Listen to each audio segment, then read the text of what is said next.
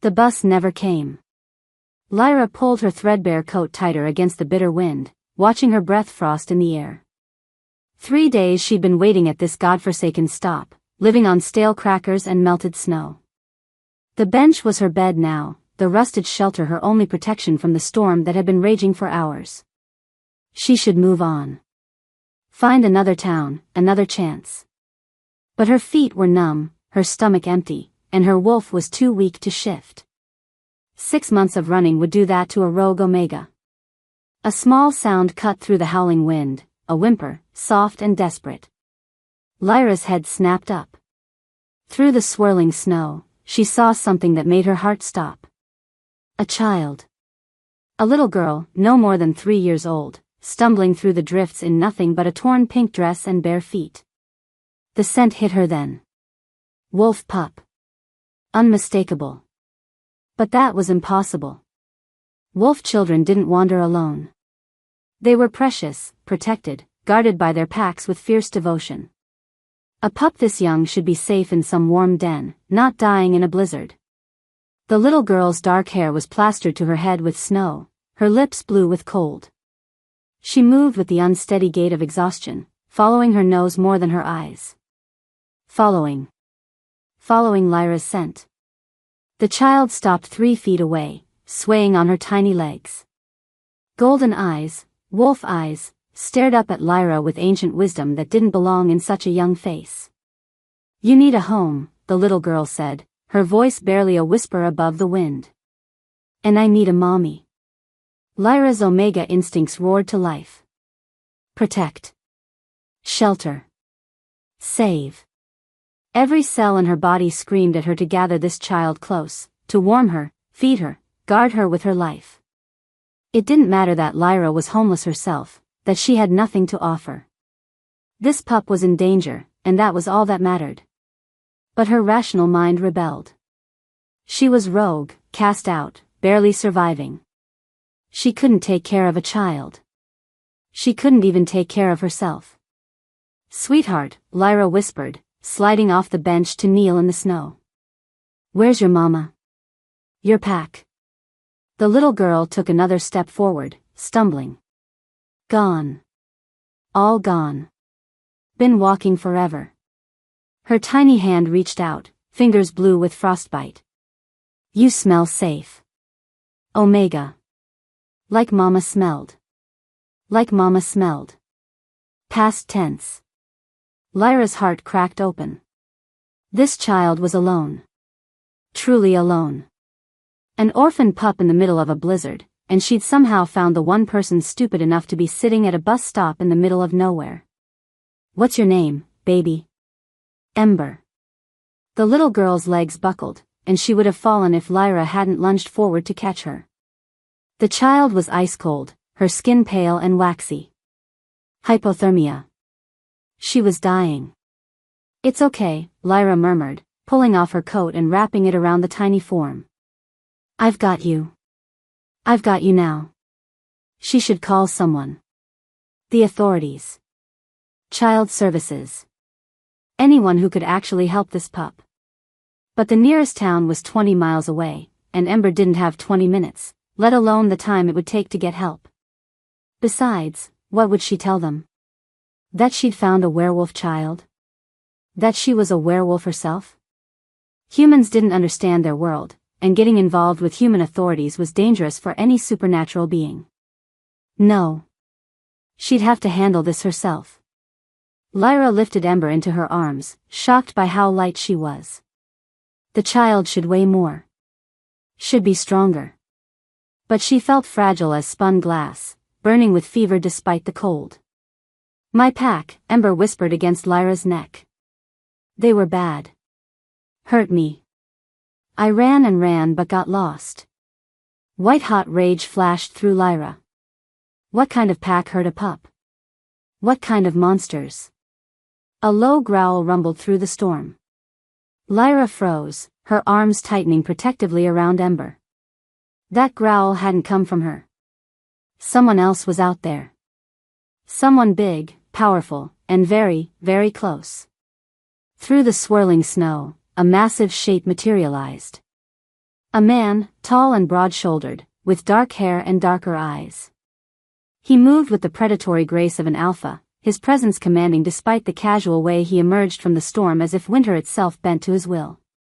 Alpha. Dominant. Dangerous. Lyra's Omega instincts warred with each other, submit to the alpha, but protect the pup at all costs. She backed against the bus shelter, clutching Ember tighter. Easy, the man said, his voice a rumble of barely contained power. I'm not here to hurt you. His scent reached her then, carried on the wind. Pine and snow and something wild that spoke of vast territories and absolute authority. This wasn't just any alpha. This was an alpha with a capital A. The kind that ruled packs, commanded territories, started wars. Stay back, Lyra warned, though they both knew she was no match for him. A starved Omega versus a prime alpha? She'd be lucky to last 5 seconds. But she'd fight anyway. For Ember, she'd fight anything.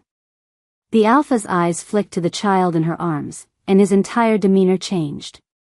The predatory stillness became something else, recognition. Hope. Relief.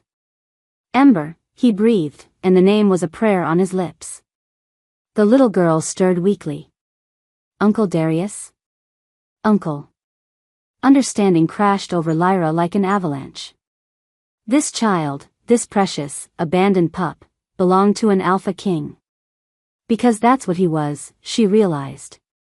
She could smell it on him now, the scent of a leader so powerful he ruled not just a pack, but multiple packs. A king among wolves. And she'd just claimed his niece. She's hurt, Lyra said quickly, preempting whatever demand he was about to make. Hypothermia, malnutrition, probably dehydration. She needs medical attention now.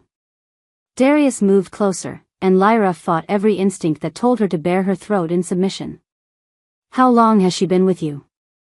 5 minutes. I found her wandering in the storm. Lyra lifted her chin, meeting his eyes despite the insanity of challenging an alpha king. Where the hell have you been for the last? How long has she been missing? 2 years. The words were ground glass. Her parents were killed in a challenge. She disappeared during the chaos. We've been searching ever since. 2 years. This baby had been alone for 2 years. The pack that had her, Lyra said, remembering Ember's whispered words. They hurt her. Darkness flickered across Darius's features. Did they? It wasn't a question. Ember whimpered, her small body shivering violently despite the coats wrapped around her. Her breathing was becoming shallow, labored. We need to get her warm, Lyra said urgently. She's going into shock. Darius nodded curtly and stepped forward, arms outstretched to take his niece. But Ember clung to Lyra, her tiny fists tangling in the Omega's shirt.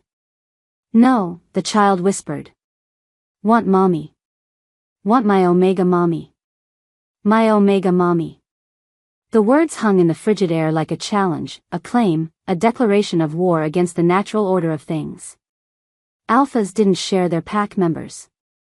Kings certainly didn't share royal blood with rogue Omegas found at bus stops. But Ember had chosen. And in the wolf world, a pup's choice of protector was sacred. Darius's eyes locked with Lyra's over the child's head. She saw calculation there, political maneuvering, the swift adaptation of a leader forced to work with unexpected variables. She also saw something else. Approval. His wolf approved of his niece's choice, even if his rational mind was probably screaming warnings. What's your name, Omega? Lyra. She lifted her chin higher. And I'm rogue. Not anymore. The words were a command, an edict, a complete upheaval of her world. My niece has claimed you. That makes you pack. I don't. She's dying, Darius interrupted, and Lyra looked down to see that Ember had gone limp in her arms, her breathing barely visible. Debate pack politics later. Save her now. He was right. Whatever complicated mess this was becoming, the only thing that mattered was the fragile life growing cold in her arms. My car is half a mile north, Darius said, already moving. Can you carry her that far? Lyra was exhausted, starved, at the end of her endurance.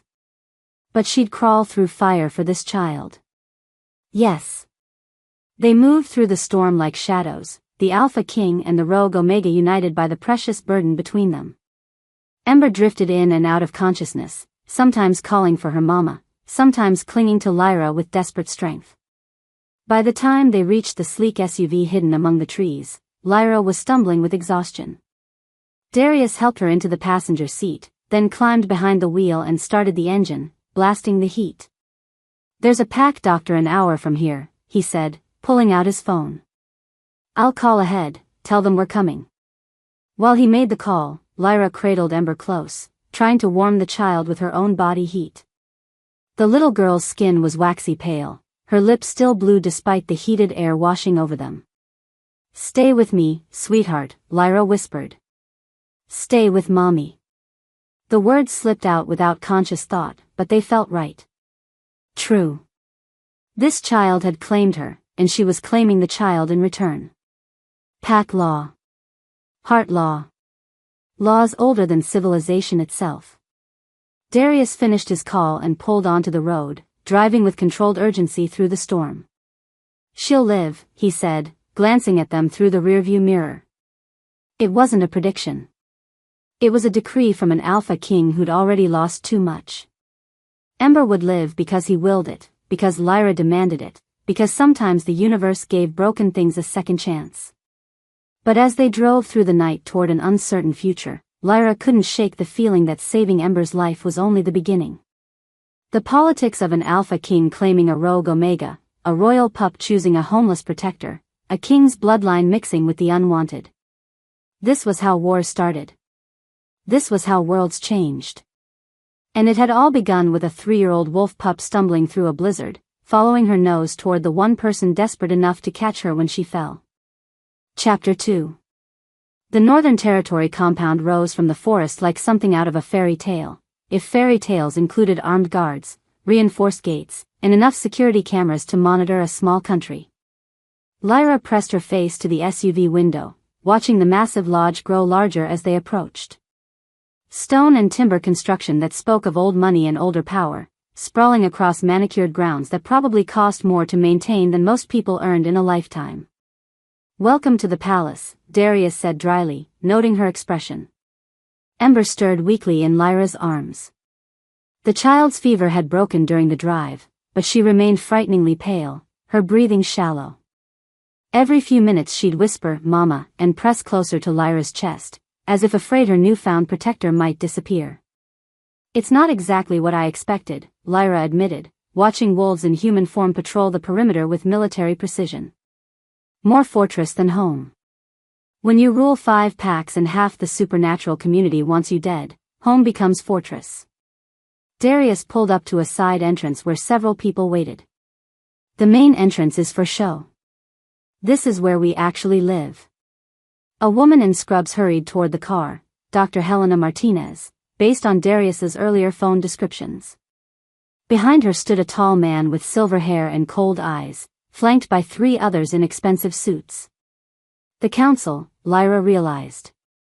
The wolves who helped Darius rule his kingdom and who were about to decide her fate. How is she? Dr. Martinez asked the moment Darius opened the passenger door. Weak, but responsive, Lyra replied, carefully lifting Ember from the car. Body temperature is normalizing, but she needs fluids and nutrition. Slowly, though. Her system can't handle too much at once. The doctor's eyebrows rose slightly. You have medical training? No, but I've seen hypothermia before. In other rogues who didn't make it through winter. Basic survival knowledge. Dr. Martinez nodded approvingly and gestured toward the building. Let's get her inside.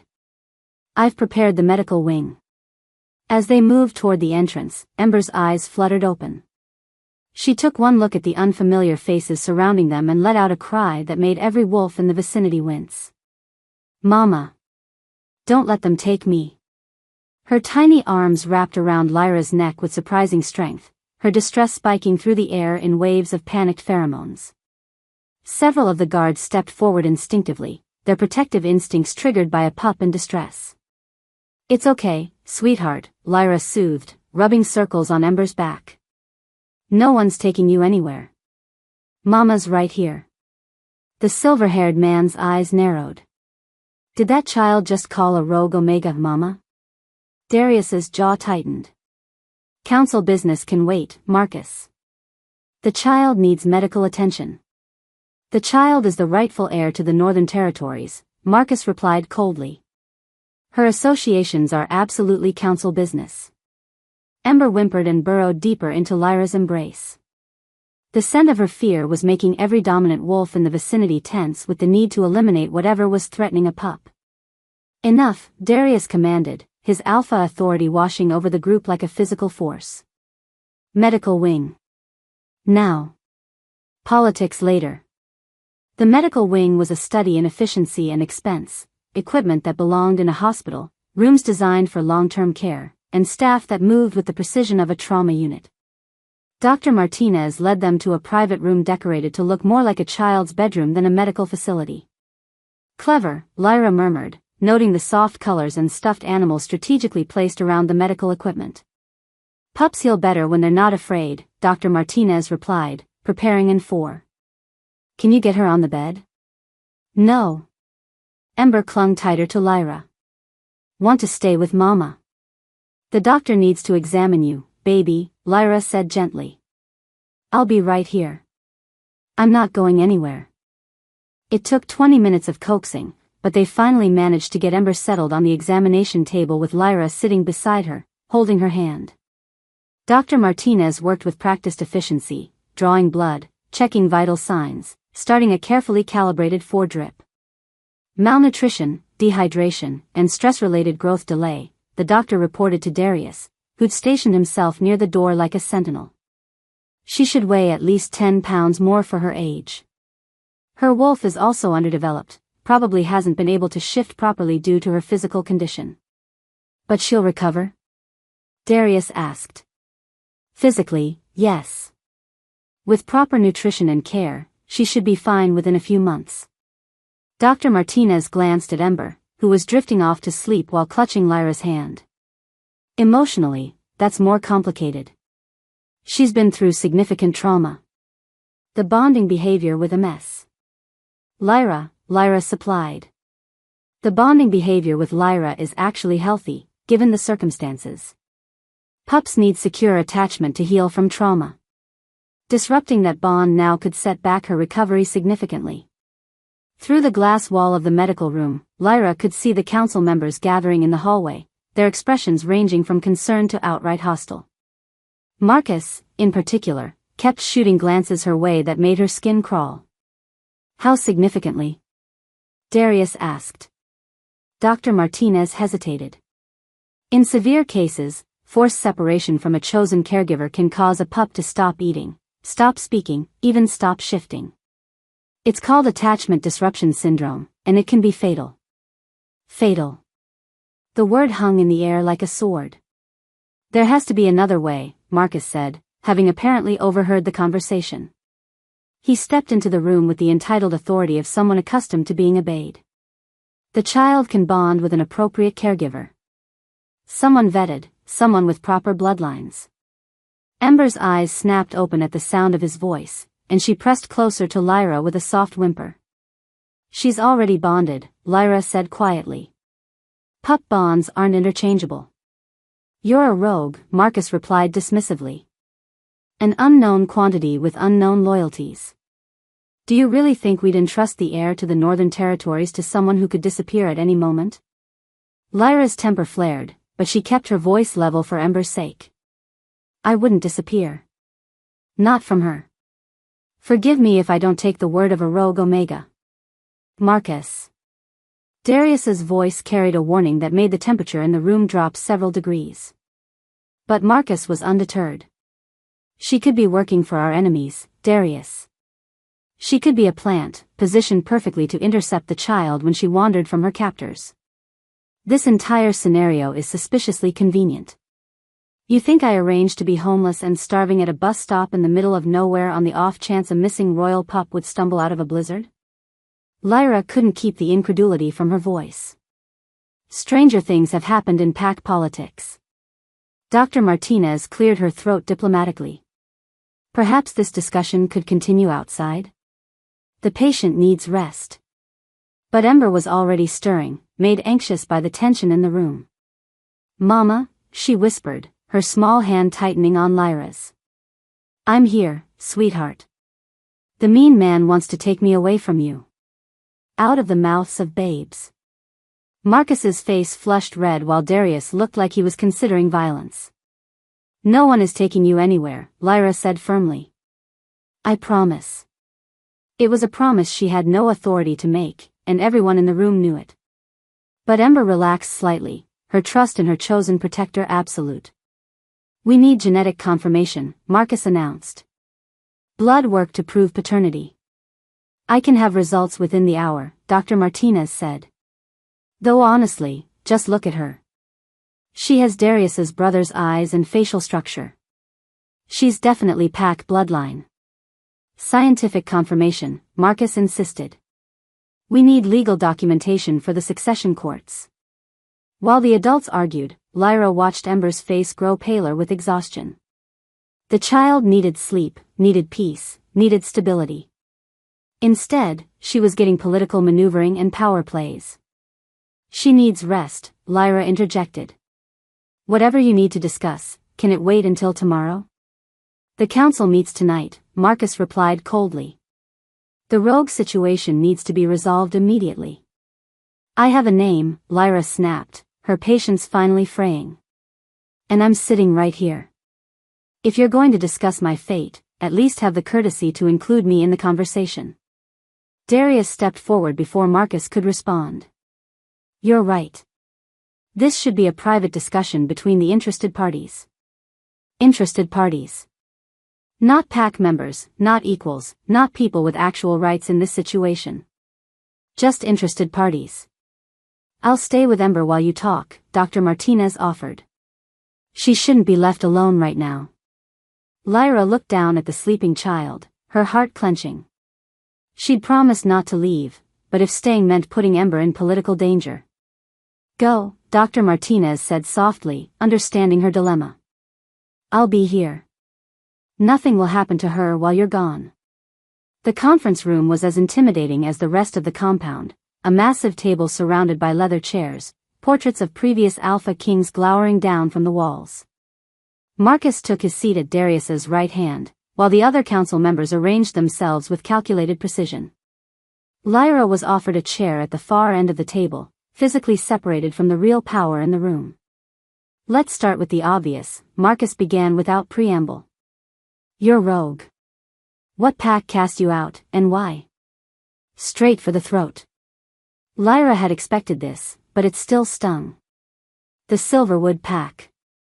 I was cast out for challenging their treatment of Omegas. Challenging how? Heat flooded Lyra's cheeks, but she forced herself to meet Marcus's gaze. I refused to accept an arranged mating with an abusive alpha. When I spoke out about his treatment of other Omegas, I was labeled a troublemaker and exiled. So you admit to being disobedient and disruptive to pack hierarchy. I admit to having a backbone. One of the other council members, a woman with sharp features and sharper eyes, leaned forward. What have you been doing for the 6 months since your exile? Surviving. Moving from town to town, taking whatever work I could find. Lyra's jaw tightened. It's not easy being a lone Omega in human cities. We're not exactly built for solitary living. Yet you managed, Darius observed. Barely. Marcus shuffled through a folder of papers. No fixed address, no steady employment, no references. You're asking us to trust the heir to the Northern Territories to someone with no stability and no accountability. I'm not asking for anything, Lyra replied. I didn't choose this situation. Ember did. Your pack law says a pup's choice of protector is sacred, doesn't it? The council members exchanged glances. Clearly, they'd hoped she wouldn't know that particular law. Pack law applies to pack members, Marcus said smoothly. You're not pack. Darius said. Alpha Darius was speaking emotionally in a crisis situation. Legal pack membership requires proper procedures, vetting, and council approval. Lyra looked at Darius, who was studying his hands with intense concentration. No help there. He was letting his council play the bad guys while he maintained plausible deniability. Smart politics. Terrible for her.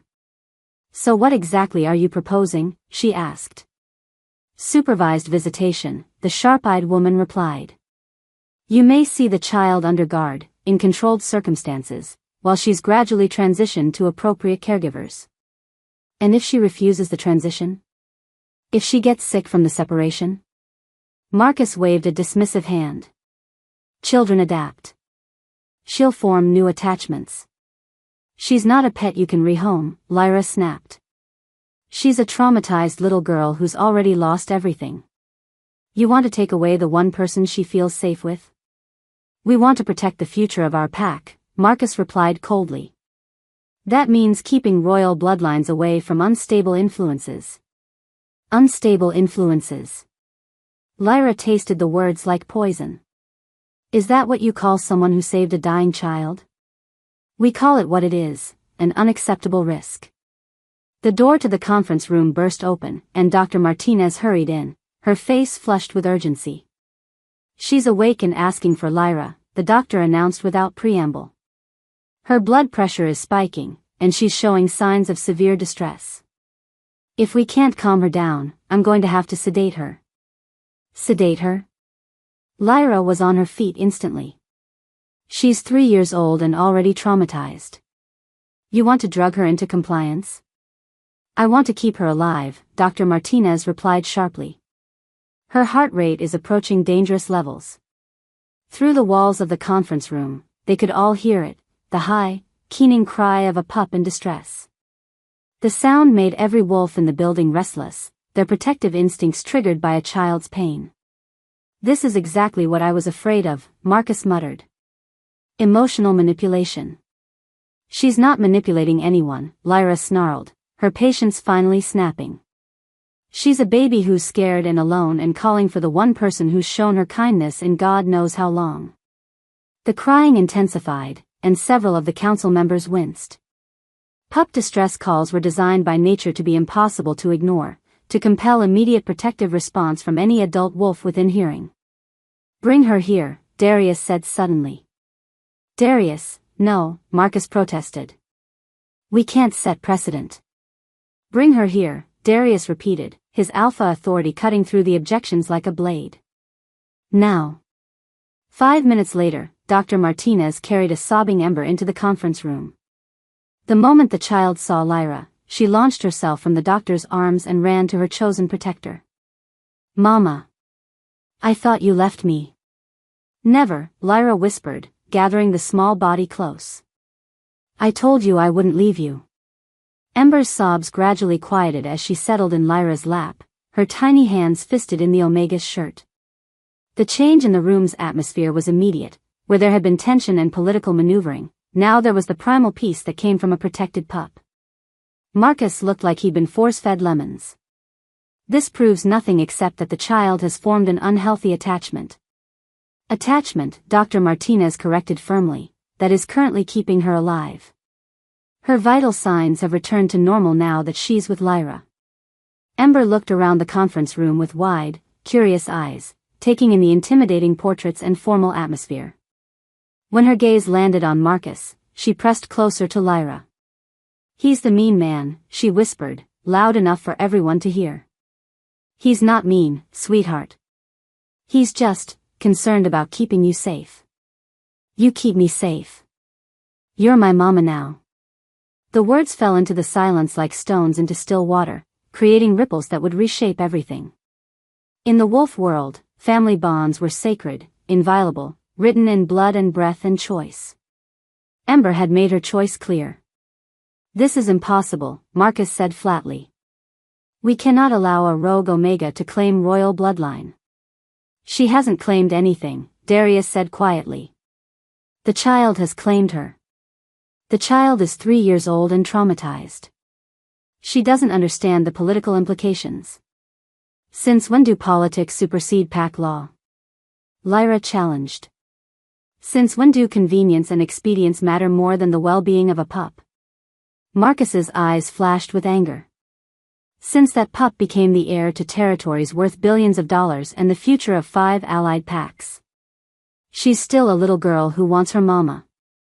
You are not her mother. Biologically, no. But in every way that matters. Lyra looked down at Ember, who was starting to fall asleep again in the safety of her chosen protector's arms.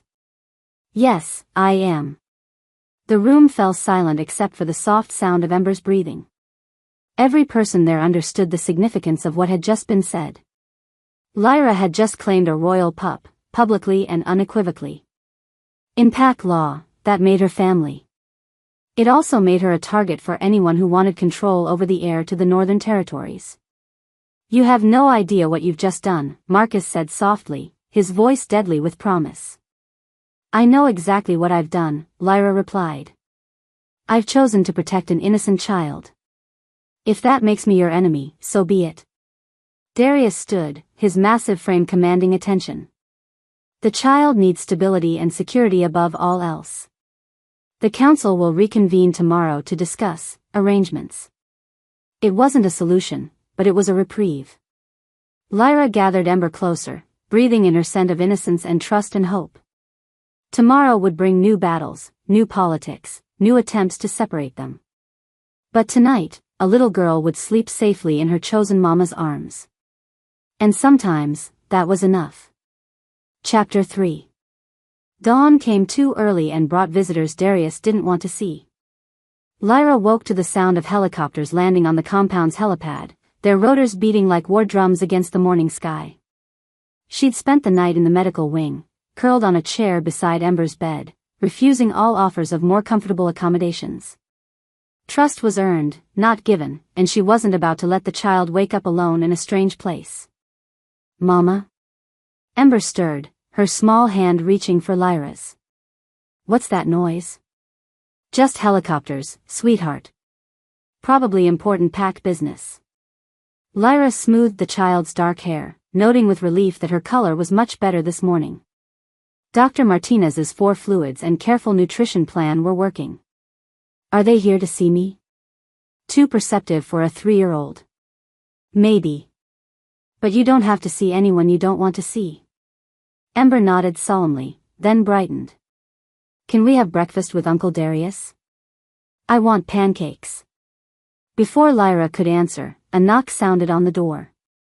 Dr. Martinez entered, followed by Darius, who looked like he'd been awake all night. His usually immaculate appearance was rumpled, his jaw dark with stubble, and his eyes held the weight of decisions that could reshape the supernatural world.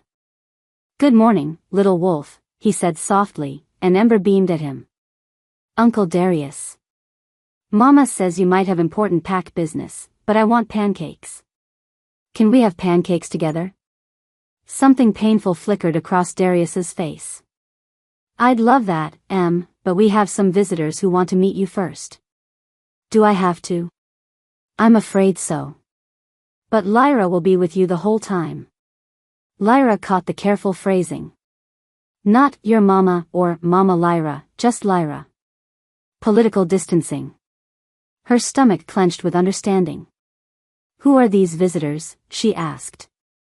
Alpha Gregory from the Moonstone Pack, Alpha Miranda from Silver Fong, and Elder Catherine representing the Northwestern Tribunal. Darius's voice was carefully neutral, but she caught the tension underneath. They want to congratulate us on finding Ember. Congratulate. Right. Lyra had been rogue long enough to recognize a territorial display when she heard one. These alphas weren't here to offer welcome gifts and warm wishes. How did they find out so quickly? She asked. Word travels fast in PAC politics. Especially when it involves missing royal heirs and succession rights. Dr. Martinez cleared her throat diplomatically. Ember's strong enough for a brief meeting, but she'll need rest afterward. Her recovery is still fragile. Understood. Darius crouched beside Ember's bed, his expression gentle despite the storm brewing behind his eyes. These are important alphas who knew your parents, Em. They want to make sure you're okay. Will they try to take me away from Mama? The question hung in the air like a loaded weapon. Darius's jaw tightened almost imperceptibly. No one's taking you anywhere you don't want to go, he said carefully. It wasn't exactly a promise, and Lyra felt a chill that had nothing to do with the morning air. If these visiting alphas represented the kind of political pressure she suspected, Darius might not be able to keep that statement true. An hour later, they were assembled in the main reception hall, a vast space designed to intimidate visiting dignitaries with its soaring ceilings, ancient tapestries, and strategic display of weapons that predated modern civilization. Lyra felt distinctly out of place in her borrowed clothes, a rogue omega among royalty. Ember, however, seemed fascinated by the grandeur. She stayed close to Lyra's side but craned her neck to take in every detail, her natural curiosity stronger than her shyness. The visiting alphas made an impressive display of power. Alpha Gregory was a mountain of a man with silver hair and calculating eyes. Alpha Miranda moved with predatory grace, her red hair perfectly styled despite the early hour.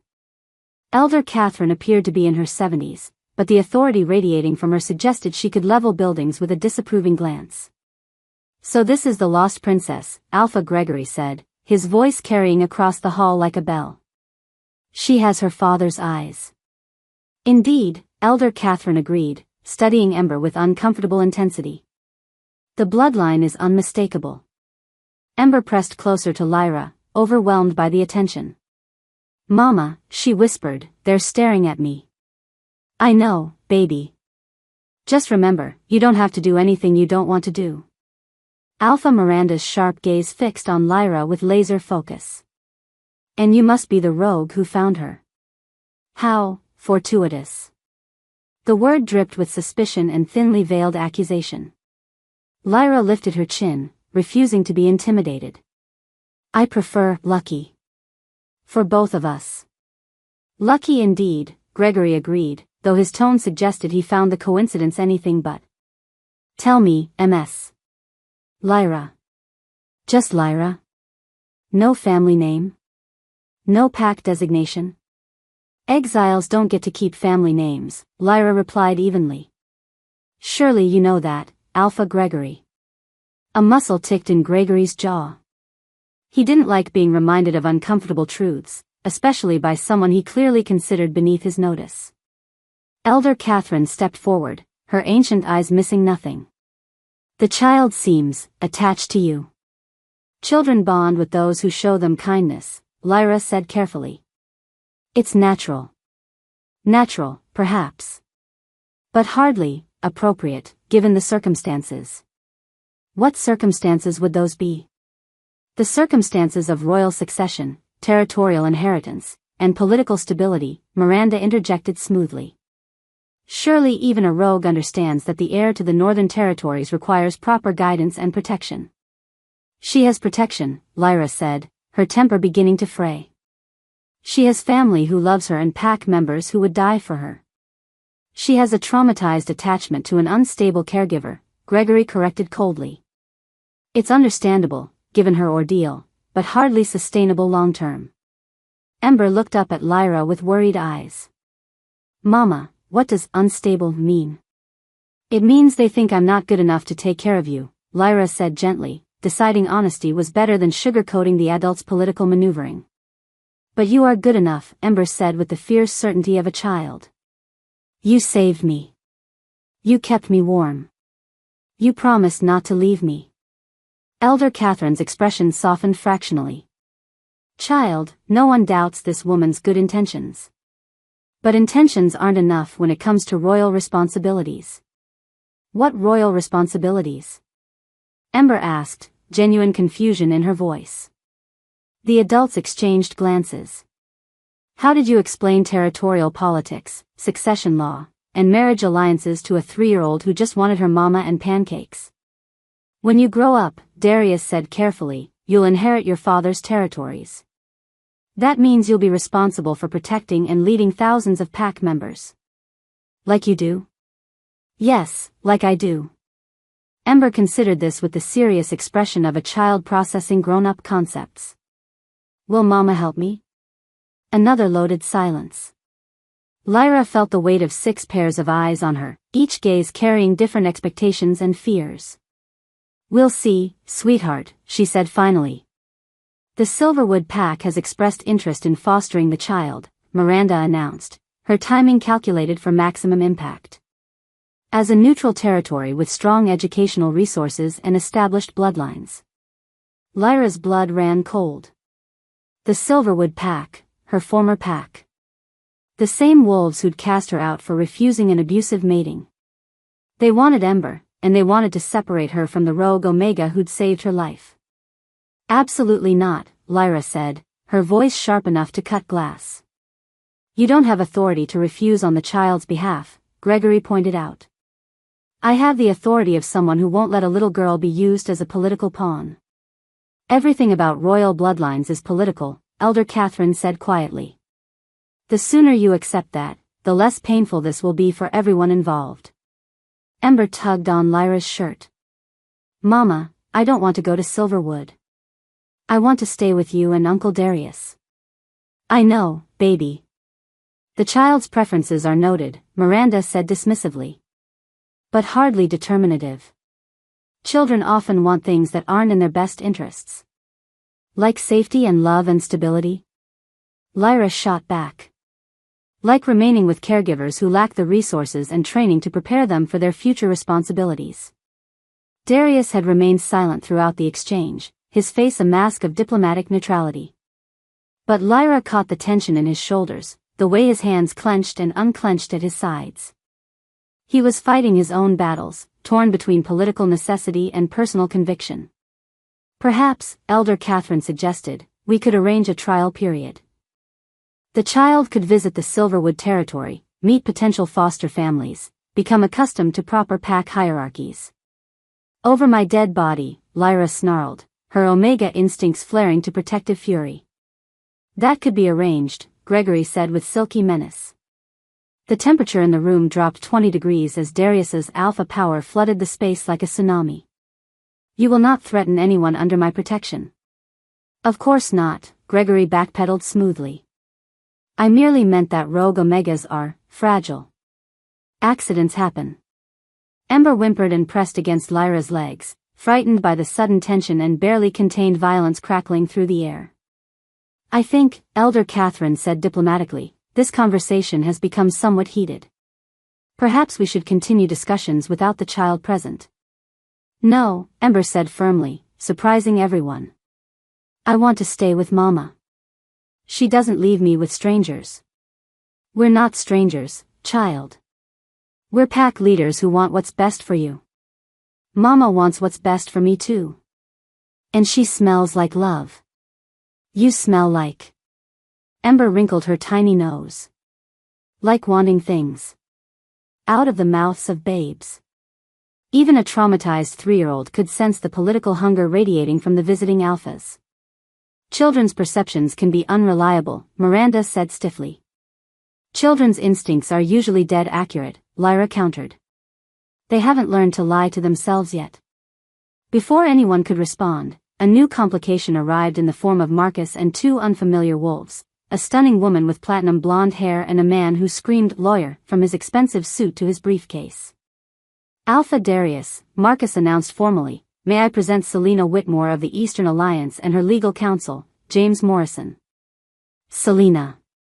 Darius's betrothed. Lyra felt something twist painfully in her chest as the beautiful woman glided forward with perfect composure and regal bearing.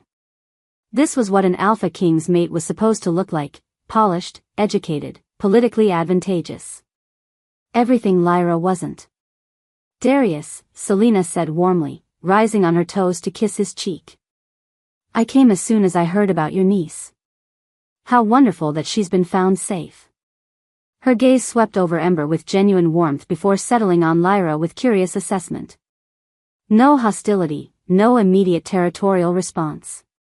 Either she was very good at hiding her feelings, or she genuinely didn't see a rogue Omega as a threat. And you must be Lyra, Selena continued graciously. Darius told me how you saved Ember's life. The pack owes you a tremendous debt. Lyra blinked, caught off guard by the unexpected kindness. Thank you. Selena represents the Eastern Alliance's interests in this matter, Marcus explained with barely concealed satisfaction. As Darius's intended mate, she has legitimate concerns about the succession and the child's welfare. Translation: Selena had political backing to challenge Lyra's position, and Marcus was more than happy to use her as ammunition. But Selena surprised everyone by kneeling to Ember's level with genuine warmth. "Hello, sweetheart. I've heard so much about you. You're even prettier than your pictures." Ember studied the elegant woman with solemn curiosity. "Are you Uncle Darius's girlfriend?" "Something like that," Selena said with a gentle smile. "Do you make him happy?" The question caught everyone off guard. Selena glanced at Darius with something unreadable in her expression. "I hope so," she said carefully. Ember's nose wrinkled thoughtfully. "You smell nice, but you smell sad too. Like Uncle Darius smells sad. And Mama smells sad when she thinks I'm not listening." She looked around the room with the devastating honesty of childhood. Why does everyone smell sad when they should smell happy? "I'm safe now. That should make everyone happy." The silence that followed was deafening. A 3-year-old had just pointed out the fundamental flaw in all their political maneuvering. In trying to secure the best possible future for her, they were making everyone miserable in the present. "Children are so perceptive," Elder Catherine murmured, and for the first time, her voice held genuine emotion rather than calculated authority. "Too perceptive," Gregory muttered. Lawyer James Morrison chose that moment to clear his throat and produce a thick folder from his briefcase. "If I may, there are legal documents that require immediate attention. Custody papers, succession documentation, and territorial inheritance forms." "Now?" Darius asked sharply. "The sooner these matters are formalized, the better for all parties involved," Morrison replied smoothly. "Uncertainty breeds instability, and instability breeds challenges to legitimate authority." Lyra felt the walls closing in around her. Legal documents meant official decisions, permanent arrangements, the end of any hope that love and bond and choice might triumph over politics and expedience. "I think," she said quietly, "Ember and I need some air." Without waiting for permission, she lifted the child into her arms and headed for the French doors that led to the garden. Behind her, she could hear the immediate explosion of voices, some protesting her departure, others demanding she be stopped, Darius's voice cutting through the chaos with alpha authority. But she kept walking. Outside, the morning air was crisp and clean, scented with pine and the promise of snow. Ember relaxed against her shoulder, relieved to be away from the political pressure cooker. "Mama, are they going to make me go away?" Lyra's heart clenched. "I don't know, sweetheart. They're trying to figure out what's best for you. But I already know what's best for me. I want to stay with you and Uncle Darius. Why can't grown-ups understand simple things?" "Why indeed?" Lyra settled on a stone bench overlooking the forest, holding Ember close as she tried to process the morning's revelations. The visiting alphas wanted to take Ember away from her. Darius was caught between his heart and his political obligations. His beautiful, kind fiancée was everything Lyra could never be. And in the middle of it all was a little girl who just wanted her family to be happy. "Mama?" Ember's small voice interrupted her spiraling thoughts. "Yes, baby? Do you like Uncle Darius?" The question was innocent enough, but something in Ember's tone suggested deeper currents. "Of course I like him. He's been very kind to us." "No, I mean, do you like him? Like how the prince likes the princess in my fairy tale book?" Heat flooded Lyra's cheeks. "Sweetheart, that's complicated. Grown-ups always say things are complicated when they really mean, yes, but I'm scared." Ember pulled back to study Lyra's face with disconcerting directness. "You smell different when Uncle Darius is around. And he smells different when you're around. Happy scared wanting smells. Happy scared wanting." Leave it to a child to sum up the complex tangle of emotions Lyra had been trying to deny. "Uncle Darius is going to marry Selena," Lyra said gently. She's a very nice lady who will make him happy. But he doesn't smell happy wanting with her. He smells polite. Like when I have to eat vegetables even though I don't want to. Before Lyra could figure out how to respond to that devastating observation, footsteps crunched on the gravel path behind them. She turned to find Darius approaching, alone, his expression unreadable. The councils decided to reconvene this afternoon, he said without preamble. They want formal custody arrangements decided by tomorrow. And what do you want? Lyra asked. He was quiet for a long moment, studying the distant mountains with the weight of kingdoms on his shoulders. I want what's best for Ember. That's not what I asked. More silence. Then, so quietly she almost missed it, I want the impossible. Ember wiggled down from Lyra's lap and went to her uncle, wrapping her small arms around his legs. Uncle Darius, why do you smell so sad? Don't you want me and Mama to stay? Darius lifted her into his arms, and Lyra caught the flash of pain that crossed his features. More than anything, little wolf. But sometimes what we want and what we can have are different things. Why? Because the world is complicated, and I have responsibilities to a lot of people. Ember considered this with the gravity of a child trying to understand adult logic. But if you're the Alpha King, can't you make the rules? I can make some rules. But some rules are bigger than me. That's stupid. Despite everything, Darius smiled. You're not wrong. He set Ember down and turned to Lyra, his eyes holding conversations they couldn't have allowed. The Silverwood Pack's offer is legitimate. They can provide her with education, training, proper pack socialization. Everything she'll need to rule territory someday. Everything except love and security and the one person she's bonded to.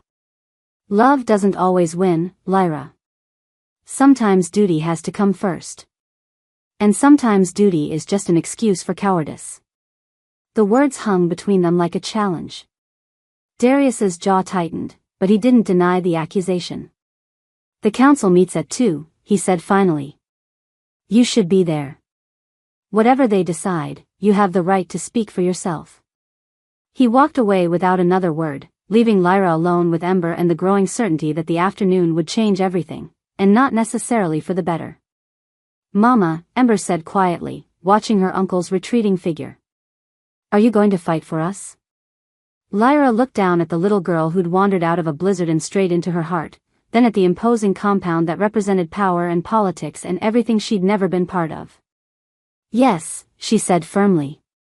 I'm going to fight for us. Even if it meant going to war with the most powerful wolves in the country. Even if it meant facing her own past and the pack that had cast her out. Even if it meant losing everything all over again. Some things were worth fighting for. And Ember, bright, brave, beautiful Ember, was worth everything. Chapter 4.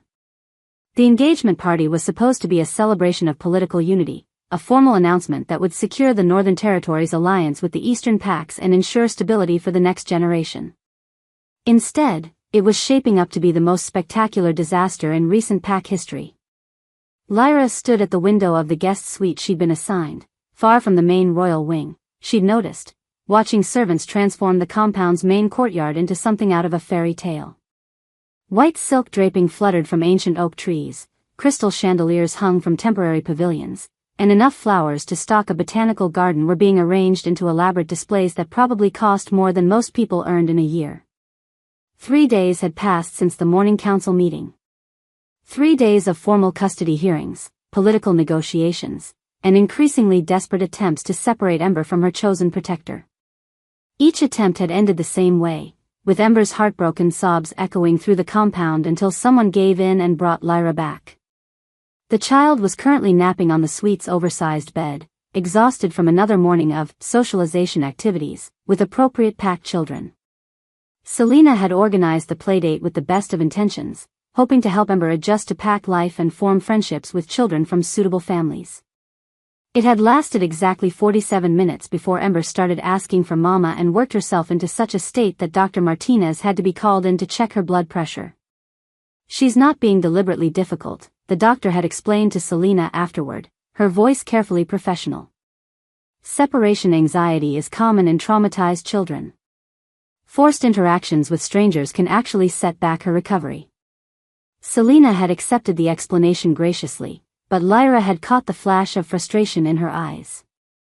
The future Luna of the Northern Territories wasn't accustomed to being rejected, especially by a 3-year-old whose loyalty she desperately needed.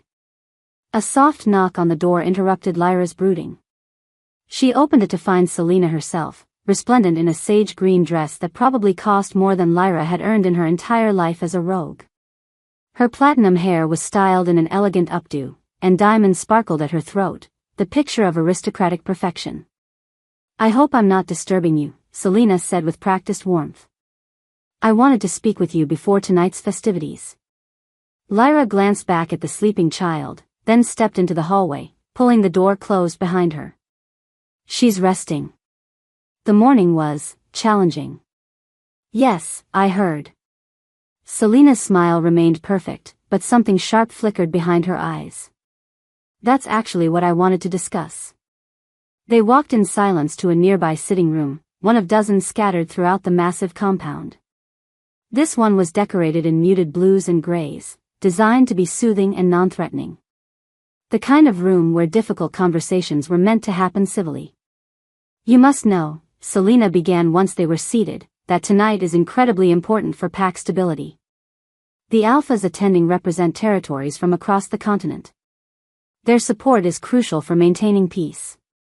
"I understand the political implications," Lyra replied carefully. "Do you?" Selena's mask slipped slightly, revealing the steel underneath. "Because from where I sit, it looks like you're deliberately undermining the very alliances that keep thousands of pack members safe. I'm protecting a traumatized child. You're enabling her trauma by refusing to let her adapt to appropriate pack structures." Lyra felt her temper spike. Appropriate according to whom? The same alphas who want to use her as a political tool? The same alphas who've kept the peace for 3 generations, Selena corrected coldly. The same alliances that prevent territory wars and protect innocent pack members from violence. And if Ember's happiness is the price of that peace? Then she pays it, like every other royal child in history. Selena's composure cracked further, revealing the desperation underneath. "Do you think I wanted an arranged mating? Do you think any of us get to choose love over duty?" The admission hung between them like a sword. Lyra studied Selena's perfect facade and saw something she hadn't expected: genuine pain. This woman wasn't a power-hungry schemer. She was another victim of the political machine, just one with better clothes and more training. "That doesn't make it right," Lyra said quietly. "Right and wrong are luxuries for people who don't have entire territories depending on their decisions." Selena stood, pacing to the window with agitated grace.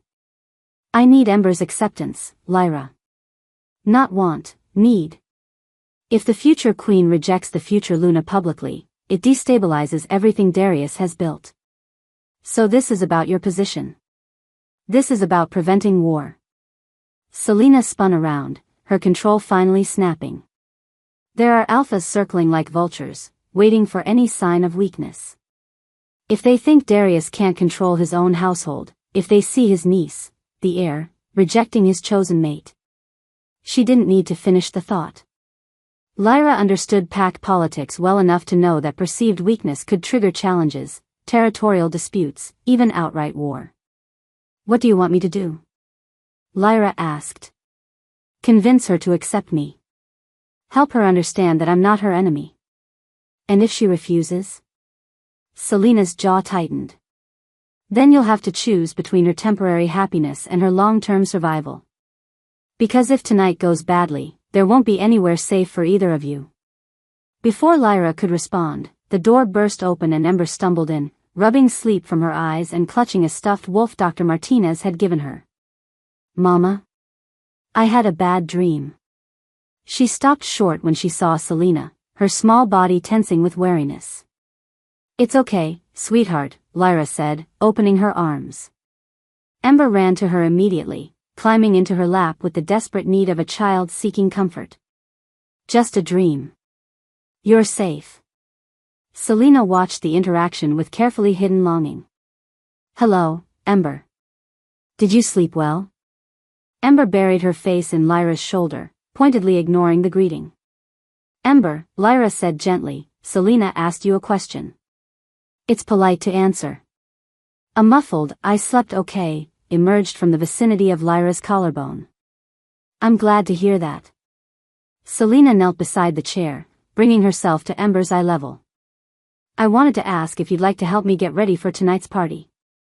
I have some beautiful dresses, and I thought you might like to choose which one I should wear.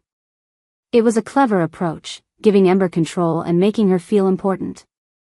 Most children would have been delighted by the opportunity to play dress-up with a real princess. Ember was not most children. She peeked out from Lyra's shoulder, studied Selena with solemn eyes, then shook her head firmly. No thank you.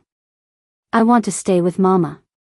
The party is going to be very exciting, Selena persisted, her smile becoming slightly strained. There will be music and dancing and cake. Don't like parties, Ember interrupted. Too loud. Too many strangers. But these aren't strangers, sweetheart. They're pack members. Family. They're not my family. Ember's voice was small but determined. Mama is my family. Uncle Darius is my family. You're... She paused, searching for words. You're nice, but you're not family. The rejection hit Selena like a physical blow. Lyra saw her flinch before the diplomatic mask snapped back into place. Well, Selena said with forced brightness, perhaps you'll change your mind after tonight. Sometimes it takes time to feel comfortable with new people. I won't change my mind, Ember said with the absolute certainty of childhood. Mama smells like home. You smell like... She wrinkled her nose thoughtfully. Like trying too hard. Out of the mouths of babes. Even a traumatized 3-year-old could sense Selena's desperation beneath the polished exterior. Selena's composure finally cracked completely. She stood abruptly, her face flushed with frustration and hurt. This is impossible. She won't even give me a chance. She's been through trauma, Lyra said quietly. It's not personal. Everything about royal politics is personal. Selena moved toward the door, then stopped, her shoulders rigid with tension. Tonight's engagement ceremony begins at 7. The entire supernatural community will be watching. If Ember causes a scene. She's 3 years old, Lyra said firmly. If she causes a scene, it's because the adults around her have failed to create a safe environment. Safe environments are luxuries we can't afford. Selena's voice was bitter with defeat. Not when survival is at stake.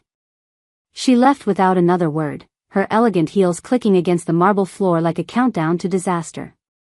Ember remained curled in Lyra's lap, her small body tense with anxiety. Mama, she smells scared. And angry. And sad. I know, baby. Is it my fault?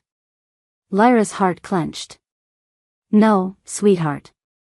None of this is your fault. The grown-ups are trying to figure out complicated things, and sometimes that makes everyone feel scared and sad. I don't want to make Uncle Darius sad. You're not making anyone sad. You're just being honest about your feelings. Ember was quiet for a long moment, processing with the gravity of a child carrying burdens too heavy for her small shoulders. Do I have to go to the party? Lyra wished she could say no. Wished she could bundle Ember up and disappear into the night, away from political machinations and arranged matings and the crushing weight of royal expectations. But she'd learned enough about pack politics to know that running would only make things worse.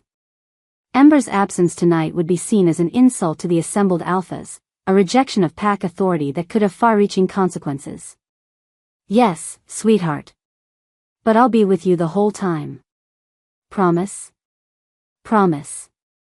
As the afternoon wore on, the compound transformed into something out of a dream. Staff members scurried through the halls carrying flowers, linens, and enough food to feed an army. The sound of musicians setting up drifted through the windows, along with the rumble of arriving vehicles as pack leaders from across the continent converged on the northern territories. Lyra had been provided with appropriate attire for the evening, a simple but elegant navy dress that fit perfectly despite no one asking for her measurements. Pack efficiency at work.